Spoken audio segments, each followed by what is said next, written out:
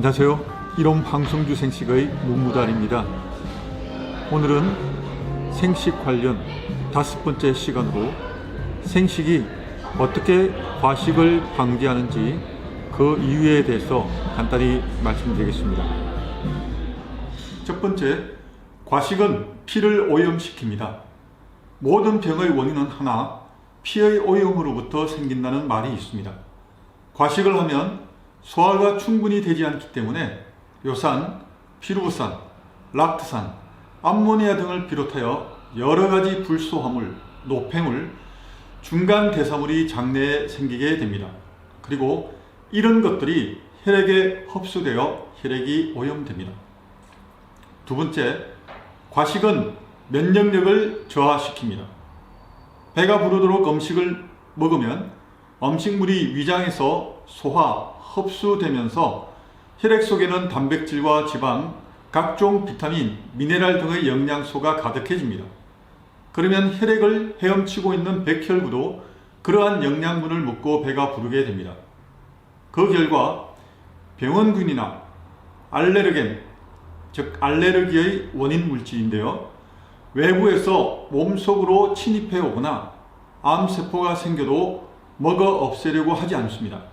즉 배가 부를 때는 병원균이나 알레르겐, 암세포 등의 이물질을 먹으려 하지 않아 백혈구의 힘이 떨어진 상태가 되는 것이기 때문입니다. 세 번째, 과식은 만병의 권원입니다.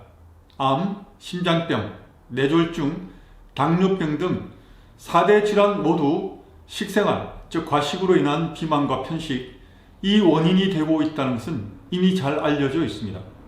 예를 들어 과식을 하면 혈액 속의 당분이나 지방이 증가하여 당뇨병이나 고지혈증, 동맥경화, 지방간이 되기 쉽습니다.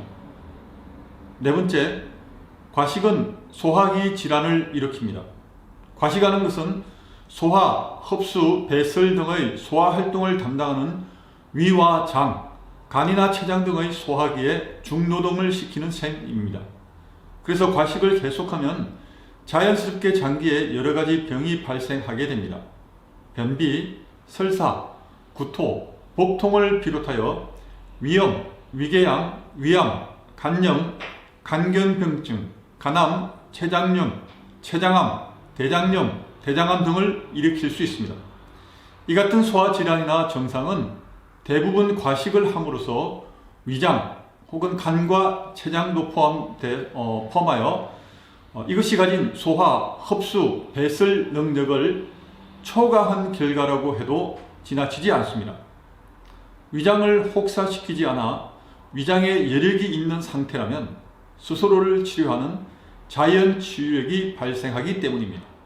다섯 번째, 과식은 수명을 단축시킵니다. 최근 의학이 밝혀놓은 바에 의하면 과식은 수명을 단축시키고 세포의 재생을 어렵게 만든다는 것입니다.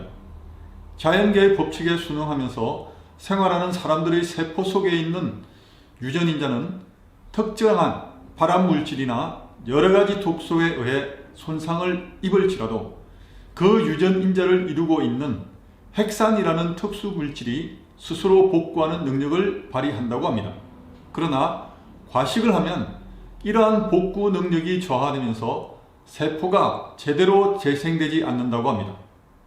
오래 산다는 것은 새로운 세포가 계속적으로 재생된다는 것을 의미합니다.